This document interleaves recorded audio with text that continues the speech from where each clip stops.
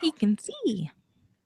It's Wednesday, April 22nd, 2015. Welcome to the Alien Invasion number 141, a production of GalacticNetcast.com. I'm Dave Nelson. Joining me, as always, is Brad Ludwig and Anessa Moynes. Brad with brand new specs on if you're watching the video. Pretty snazzy, Brad. Yeah, I haven't had a new prescription for glasses since 1994. So I just haven't worn them. I should wear them, but I don't. Holy crap. Okay. Well, you look good. And I'm sure that you can see a lot better. Can you see a lot better? Yeah, at distance, I'm nearsighted, so I couldn't see things farther away. So my driving is going to improve. Just wait till and video game playing. At least you're not wearing trifocals, which is good. Yeah, I do not have bifocals. No fun at all. Yeah, I can only imagine. All right, let's jump into the podcast where we talk about beings from everywhere in the universe. Well, not the universe. Extraterrestrials that are not from planet Earth and their appearance in film, TV, video games, comic books, science, and real life. The show is kind of cut down into 3 sections. The news, the craft corner, that's the spotlight of a certain kind of alien spacecraft. And our picks for the week. If you want to watch us do the show live, make sure that you follow us on Facebook, Twitter, Google+. We'll let you know when and where that's going to be, or watch the video later at youtube.com/galacticnetcast. So without further ado, let's get things going here. In the news. All right, have you guys seen the first trailer for the Arthur C. Clarke Childhood's End sci-fi miniseries, Dealey? Nope. No, I have not. It's very cool. Well, it's just kind of a teaser trailer because it's not going to be aired until December. So it's very early on. Charles, you'd recognize the voice of the guy because it's more of as in a teaser trailer, it's kind of like think of the first Star Wars teaser with just the voiceover. That's kind of the way this one plays out. It's Charles Dance, who plays Tywin Lannister from Game of Thrones. Okay, yeah. I've never seen the show, so I don't know who he is, but Me neither. But he sounds awesome. Sounds really great. So he narrates the first teaser trailer, and he's going to be playing the ambassador for the Overlords, and that's what the aliens are called. So I wonder if that comes from the I, for one, welcome our new alien overlords. I wonder if that's where it comes from. I haven't encountered it yet in the book. It's been very slow going just because we've been busy, and this past weekend was the world's largest trivia contest. Yes. So I spent all my time on the Googles. I didn't realize that you were reading this book, Anessa.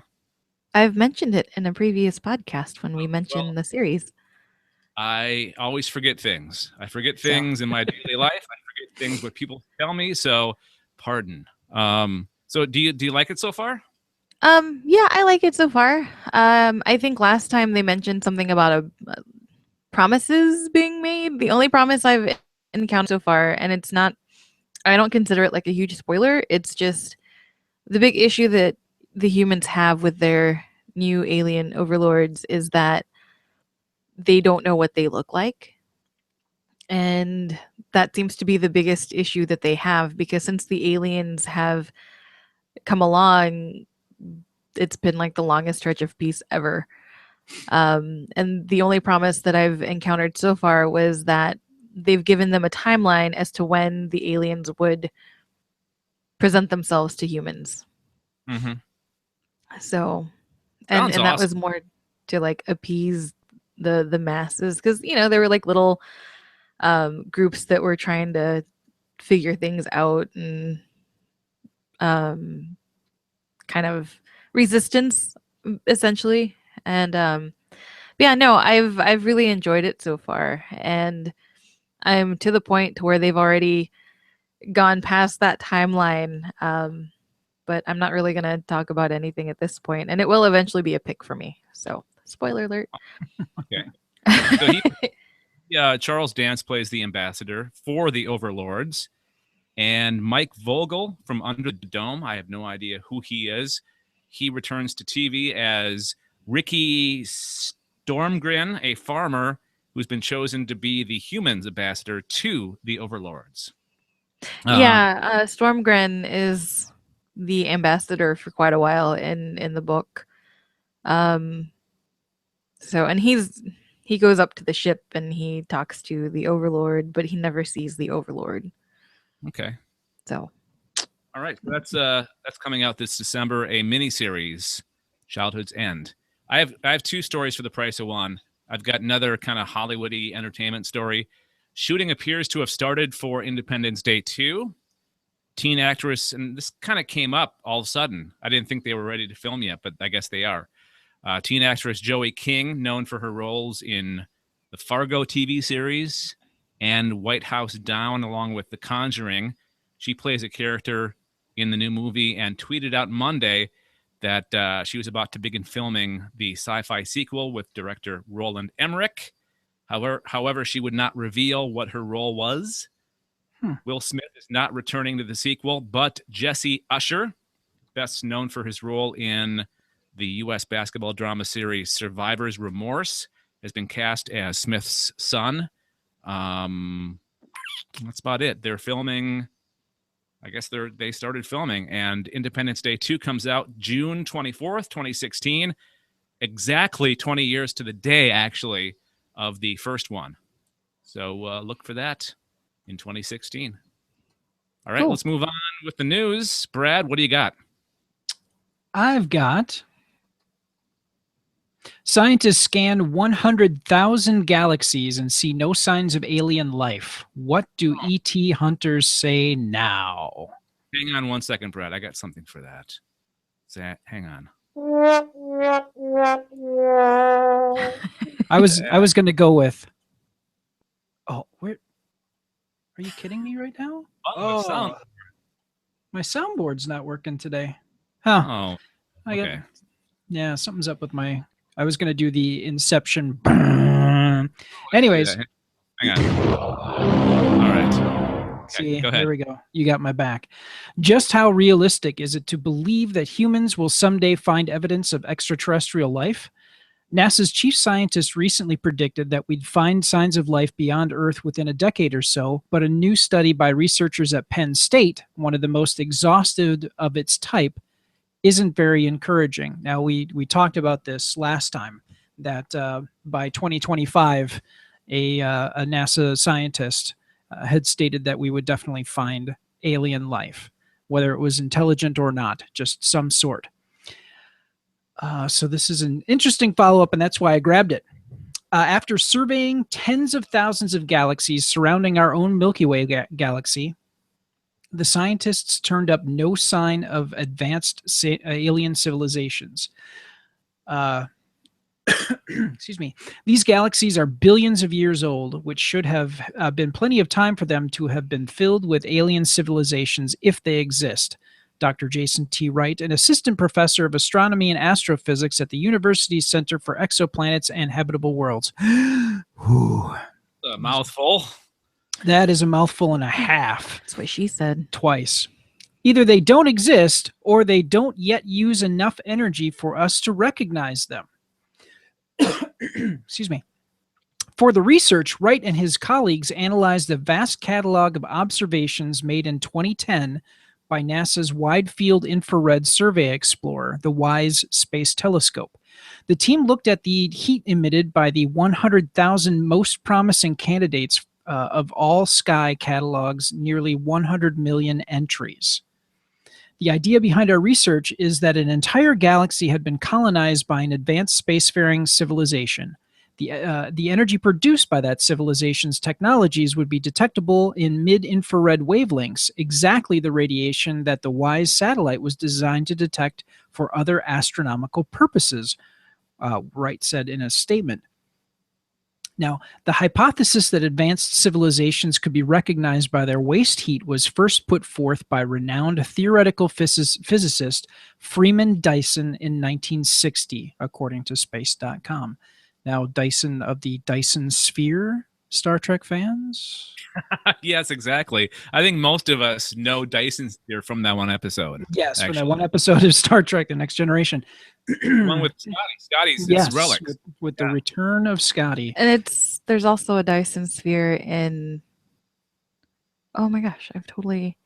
Yeah, it's in literature too, but I can't remember what. It's on the tip of my tongue. Can you keep Larry going? Niven. Okay. His book. I can't think of the name of the book though. There's a At least I remember the author. You think about it while I continue on here.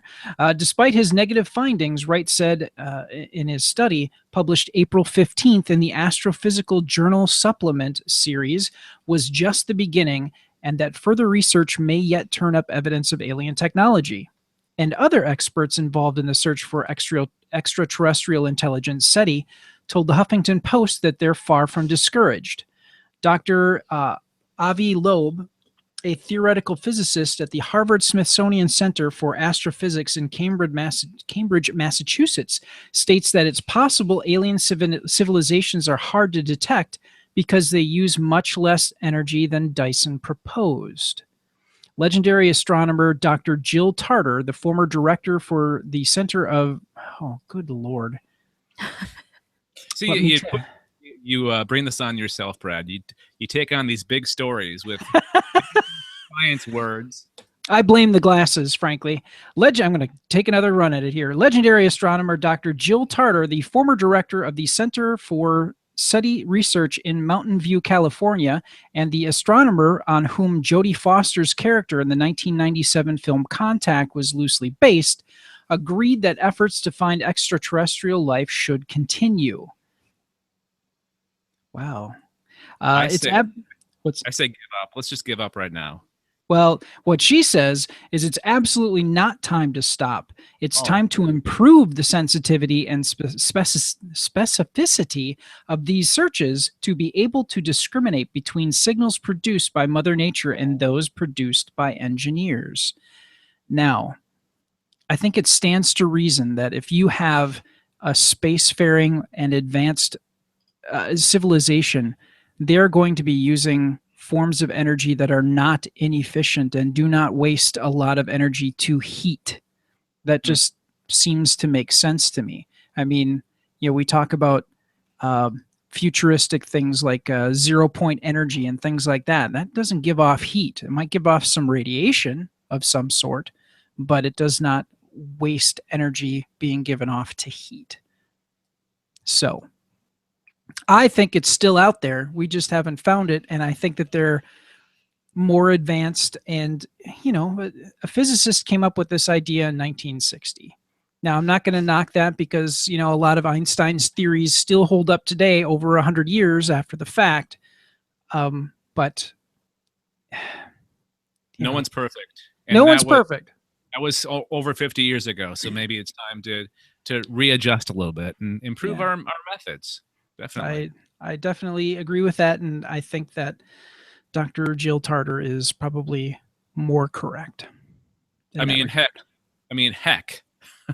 The character of Jodie Foster's character was based off of her. So come on. Yep. Come on. All right. Let's move on to our final news item, and that would be Anessa. What'd you bring to the table there, Anessa? Okay. While Brad's story talks about how, there's no signs of alien life that they can detect. My story is the complete opposite. UFO spotted in 55-year-old space photo. Conspiracy theorist says image proves aliens have been watching NASA's progress. I knew it.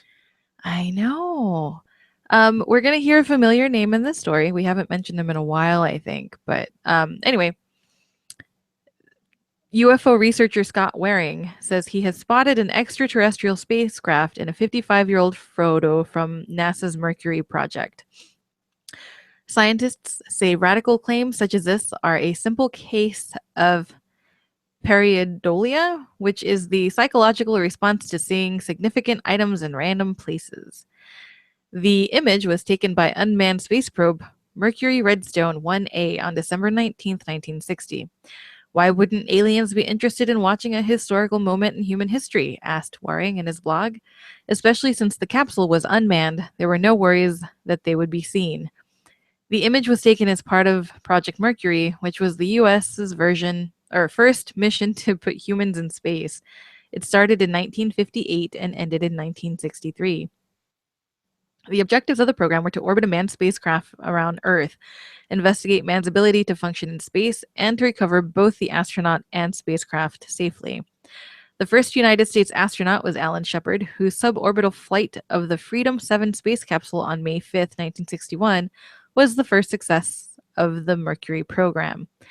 It's actually the Earth in the background and the UFO in space observing the Mercury capsule, Waring said. This isn't the first time UFO hunters have scoured old NASA images in the hope of finding evidence of alien life. And that's from the Daily Mail. We'll take it with a grain of uh, eh.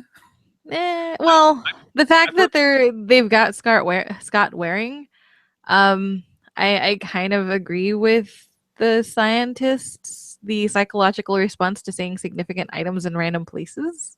Yeah, I agree with that. It's like when people find items on Mars or things that look like common items. Right. It's like, oh, there's a face on Mars. Oh, there's a coffin on Mars. Oh, there's whatever, a hot dog on Mars. I'd like to see that one. I was just trying to think of things that they would see. And people on Mars got to eat, right? Martians, they have to eat something. Why not hot dogs? And if they have baseball games, they'd have to have hot dogs, right? Exactly. Or Blurns ball, whatever. Reference to Futurama. I really think that maybe aliens like to photobomb. Maybe they know that there are so many skeptical people on our planet that they know that even if they are seen, the person talking about the event or showing them the photograph or video, they know that no one's going to believe that person because what they're saying is so outlandish. So maybe the aliens are really smart and they're just hanging out because no one's going to believe that guy. Or they could be alien time travelers who want to come back and watch our history. Maybe, but still, even if they're time travelers and they're seen, like no one's gonna believe Joe on the corner saying, "Hey, I just saw an alien." Be like, "Yeah, okay, whatever, Joe. It's old crazy Joe." That's the beauty of it. Exactly. All right, cool. So I guess hey, if you guys have input, if you have feedback on this, if your arguments either way on this, we'd like to hear it. galacticnetcasts@gmail.com, or you can call our voicemail number 805-328-3966. Any more before we move on to the craft corner, Anessa? No, I think that's it. All right. Let's play the old intro music. Here you go. Please identify the craft you witnessed. Black, triangular, three-dimensional shape, huge, just flying, hovering minutes. Shaped like almost like between an egg and like a teardrop. Two long cylinder objects flying over me. We had a dome. I could see the occupants in it. Appeared to be rotating, and it was circular to disc shape, and it hovered for maybe about 5 minutes. Long, slender colander objects. Is that what it was? Is that what Daryl thought he said? Heard? Okay. Colander. Right. We're straining. Welcome to the Craft Corner. It's our look at a craft, an alien spacecraft, either from actual quote-unquote real life or in fiction. And I chose to go for the real deal this time. And the craft is a cross-shaped UFO. You thought we were done with shapes, right? No, they keep on coming. What? It's the cross UFO. Apparently, the aliens are Christian. So. Well, taking Christianity out of the picture, the cross is a very simple design. Yeah. So maybe it was just easy for them to build. Exactly. To travel through space. So maybe the Christians were inspired by the alien craft that they saw back in 0000. No, it'd be the Romans, right? It'd be the Romans because they were the ones that crucified Jesus on that cross. So it was the Romans' deal. They were inspired by the alien craft. I don't know. But was the cross first seen there, or did they? I guess. I mean, but then if they were, hanging people or whatever, hanging them up on a cross, then the cross has been there for a while, but it just didn't become significant until they hung a particular person on the cross. That's true. That's very true. I don't know. I don't Chicken know. and the Who egg. knows? So sightings of these craft are comparatively rare, so it's hard to determine the general configurations. Its size seems to vary from jet fighter size to extremely large. Colors reported for this craft are varied, but several have been seen to have been, or no, back up. But several have been seen to have white lights at the cross extremities and red or bright red in the center, occasionally pulsating. On several occasions, smaller craft have been seen to join and leave the main craft, with colors of the smaller craft reported as bright orange or green. Several reports have remarked on the craft's hovering ability in one spot, and also its ability to fade in its appearance. So maybe it's going from one dimension to the next. The whole fading effect. It could be a dimensional shift. Who knows? Electrical disturbances have also been reported with this craft. So I got a couple of reports for you. I'll try to make these quick. This is report number 1. During the middle of the summer in the year 2000, while visiting a father-in-law's, this is me as the person reporting this craft, okay? So, during the middle of the summer of 2000, visiting father-in-law's farm in Northwest Ohio, while outside watching birds with my wife, I was scanning the sky when I noticed what I at first thought to be a bird we were looking at. Then I thought it was a small plane circling high overhead. It wasn't a bird, no movement of wings. It was a distinctive plane-shaped, rigid. The object did not appear to be that high for its size. It wasn't a private plane. It seemed too small, and I started thinking it was a remote-controlled device, but it seemed too high for that. There was also no sound at all, not the sound of a plane in the distance or the distinctive whine of a remote-controlled plane. I noticed that it was flying lazy circles like a bird, but a very rigid flight. Suddenly, the object took off, shooting toward the northwest in a straight line. It disappeared from sight. It went very fast, gone in a second, and again, it was a perfectly straight flight path. It shot off like a gun fired it. It did not descend or make any bird-like movements, no noise, and it went too far to be a remote-controlled toy. So that's report number 1. Are you guys convinced yet? I may have to hear more. Okay, well, good thing we've got 2 more reports here. So listen. What? While visiting relatives in Puerto Rico in December 1997, we witnessed a cross-shaped UFO. I noticed it initially, and at first thought it a large jet at extremely low altitude. Unlike a jumbo jet, there was no engine noise, and its position in the sky didn't change. It was hovering over what I could see in the dark was a large parking lot full of what appeared to be delivery vans. It was roughly cross-shaped with white lights at all 4 ends of the cross shape. These white lights were steady and did not blink. There appeared to be something in the center of the underside. However, I cannot remember too much detail. Also off-center on the underside was a flashing red light, which at first led me to believe that it was a plane. If it was a plane, it was motionless. I considered it a helicopter, but it was twice as large as the building it was over. All the witnesses were college educated, and despite the date, New Year's Eve, no one had been drinking. Okay, so I'm glad he clarified that. Yeah, because otherwise people be like, "Oh, you've had some booze. That was totally why you saw what you saw." Exactly. Okay, so here's the third and final report. It had just been, or I had just been walking back from the shop when I noticed two T-shaped objects in the sky. They moved swiftly and rapidly through the sky. It had a strange mist or fog around it. As a gas, it seemed to make the T-shape fizzle in and out of reality. So that's the second report with that whole kind of phasing in and out of reality. The T's changed direction every 10 seconds or so. So the T's traveled north, whereas I faced south. The T's sped toward me. It was so fast they went over the top of me at the height of about 50 feet. After the incident, a tail of what can only be described as a floating water was left like slug trail, like a slug's trail, if you've ever seen a slug's trail. That's my favorite report of these three, is that last one. It's very descriptive and different from the other two. I was gonna say it's a lot more descriptive in my opinion. Yeah. Frizzle. He used the word frizzle. I like that.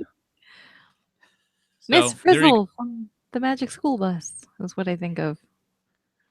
So add this to your list of objects to be looking for in the sky, a T-shaped UFO in this week's Craft Corner. I keep thinking when I hear Frizzle, I keep thinking of Snoop Dogg, and I'm going to hear... I was thinking the same thing, too, yeah. Frizzle my nizzle. Oh, I thought it was Frizzle my dizzle. Or perhaps that, too. I suppose it's what you're going for as to which one you would use. Oh, you... All right. Yeah, I'm sure Snoop has seen a few UFOs in his time. Oh, probably. Maybe he is an alien. Dun, dun, dun. That's crazy. He's younger than I am, and he's like a grandfather. It's so weird to think of that. Number one, it's weird to think of Snoop Dogg as younger than I am. It's only by a couple of years. But then it's weird to think of him as a grandfather, not because of the age, just because of who he is, Snoop Dogg. It's weird. I don't know. Grandpa Snoop. I saw him at the on the Justin Bieber roast. He was pretty good, actually. He's probably one of the funniest ones on that.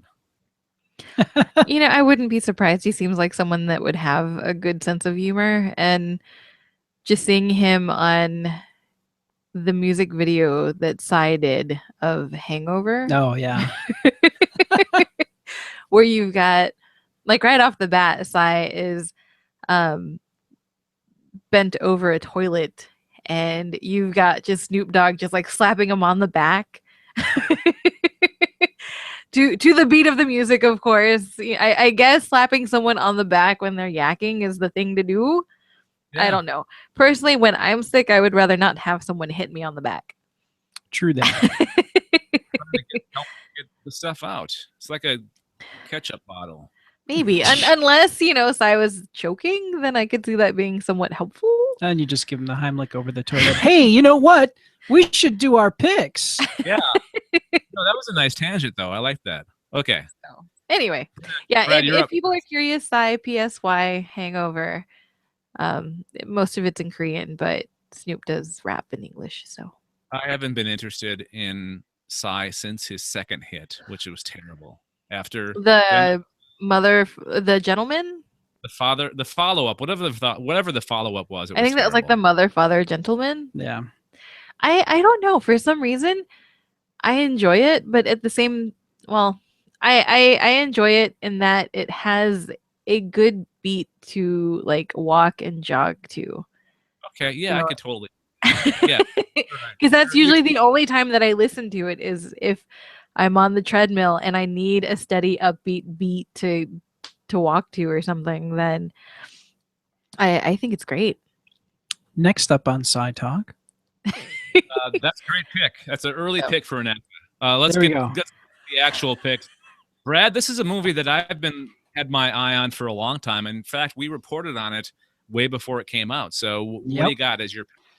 Well, I finally bit the bullet and decided to watch Earth to Echo, which came out. Oh man, came out last year, and in my mind, if you were to take The Explorers, which is a great movie with River Phoenix and Ethan Hawke back when they were teenagers. Then you could take Stand By Me, which had Will Wheaton, and Yeah. you take the movie E.T. and you mix them together and have a baby. That's what Earth to Echo is. Oh. It's I kind of got that vibe from watching the trailers for it. Yes, it follows the story of three kids who are leaving this community, and the community is leaving because there is a overpass project that is going to be built in the area, and they've bought out the homes, and they're going to demolish them so that they can put this huge bypass system in that area. So on the last night of when they'll all be together, because one of the kids is moving to New York, and this takes place in Nevada, just for point of reference. So one of the kids is going to move to New York, and you're not 100% sure where the other two kids are going to be moving. But this is their last night to be together and hang out. And one of the kids has an issue with his phone, and it's displaying that he's got a smartphone, and it's just displaying this weird thing. And it turns out that it's not just his phone, it's other phones in the area.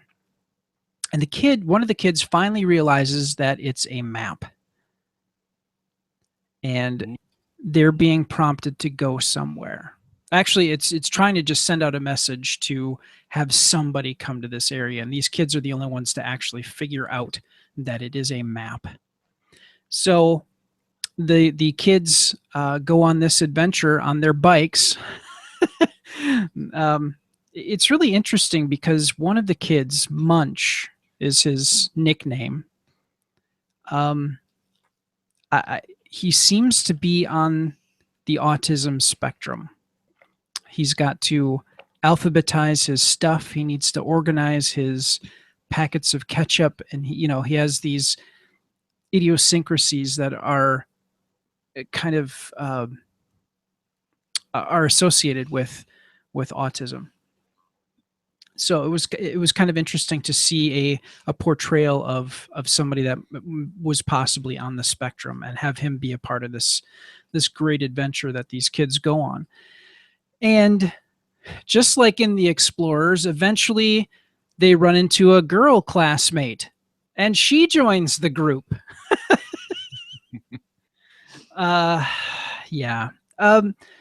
Overall, the movie is very interesting. It seems to be lacking something, and I'm not sure what it is. The movie definitely is well paced. There are high stakes to get what they're trying to accomplish done. Not everything is as it seems, as the children find out later on in the film, as they are working with this robotic organism that they named Echo, to get him to be healthy again and to help him leave, because that's what he wants to do. He wants to leave Earth. Maybe the thing that you're missing is that Spielberg magic from the 80s. We're so used to those type of films being so good that without that magic, that little ingredient, maybe it feels like it's lacking. Yeah, maybe. I'm not, and there's one key element of this, especially the ending. Okay, one of the things is, unlike Spielberg, this is done in kind of a found footage format. In other words, one of the kids, now his name escapes me. It's, darn it. Tuck is his name. It's his nickname.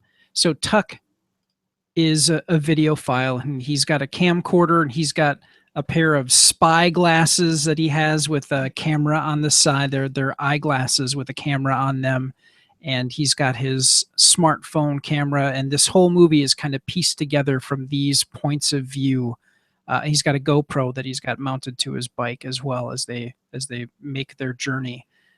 And so this whole thing is pieced together.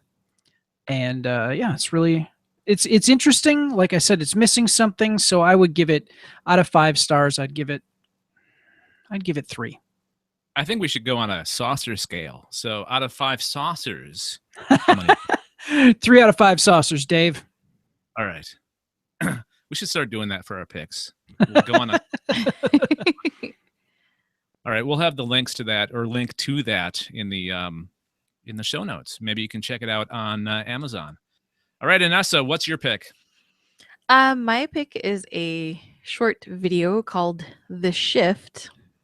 And it takes place, I guess, probably in the late 50s, early 60s is the setting that they've done. And it's got the stereotypical housewife that cooks, she cleans, and I guess, Donna portrayal of the 50s housewife. And her husband comes home one day and she looks the same, but she's different. And she essentially says, I'm not going to cook anymore. And these are the things that you can now expect. And these are all the things that I'm not going to do. So she's laying down the law. She's laying down the law, and he has no idea what's going on. And it has very much of a maybe Invasion of the Body Snatchers sort of vibe. Like, it's a really short flick, so I don't want to give away like a ton of stuff, but that's the vibe that I get from it. So if you have like 8 minutes to spare, if you hate it, well, you're only down 8 minutes of your life. I liked it. Like, I think for me, I appreciated more of the set. And I know it's weird, but I actually really enjoyed the little details that they did. Like the very beginning says by Technicolor, and you've got like the old vehicles and the white picket fences, and you have like the appropriate attire. And I think they did a really good job at portraying that particular time period. The idea isn't entirely original, but overall I liked it. So I suppose if we're going on the scale, then yeah, I would probably give it about 3 saucers out of 5. How was the quality of the film? Like, did it look professional, like a Hollywood on par with Hollywood films? Yeah, I would say so. I mean, it was very crisp and clear. Probably much better video quality than you would get from the 60s, 50s and 60s. But yeah, the video quality was great. It didn't look like a high school film project. Okay. So it looked like someone that had, at the very least, had a lot of practice at shooting film. Or maybe did this for a living and decided to just kind of go off and do a few independent flicks on their own, short films on their own. Or maybe they were trying to build up their portfolio. But yeah, it's pretty good quality. And the best part is, it's free. It's free and on Vimeo. Okay. We'll have the link to it in the show notes for The Shift and for Brad's Earth to Echo, so you can check those out for yourself. All right, that's going to do it for this episode of the Alien Invasion. Don't forget, you can subscribe to us on iTunes and Stitcher and leave us 5 stars and a favorable review. That helps us get more listeners. And the most important thing you can do is tell your friends and family about the Alien Invasion, okay? Also, don't forget, you can leave us feedback, galacticnetcasts@gmail.com. And join the Galactic Collective as well. Go to our website, galacticnetcast.com. Click on the collective little logo in the upper left-hand corner, and all the details are there. Final thoughts? Brad, what's yours? As of right now, Daryl Johnson has seen Avengers: Age of Ultron, and I'm very jealous. Yeah, Daryl, our listener Daryl, being in the UK, and that is premiered in the UK, Britain first, and we won't see it until the beginning of May. Curses, foiled again. All right, Anessa, let's close it out. What do you got? Ringworld by Larry Niven is what I was trying to remember. Boom. That's where the Dyson sphere is. Yes. Okay. All right. That's cool. All right. Thanks for joining us, everybody. This is the Alien Invasion. We'll talk to you next time. All right. Woo! Bye. Thanks, Dave. Bye.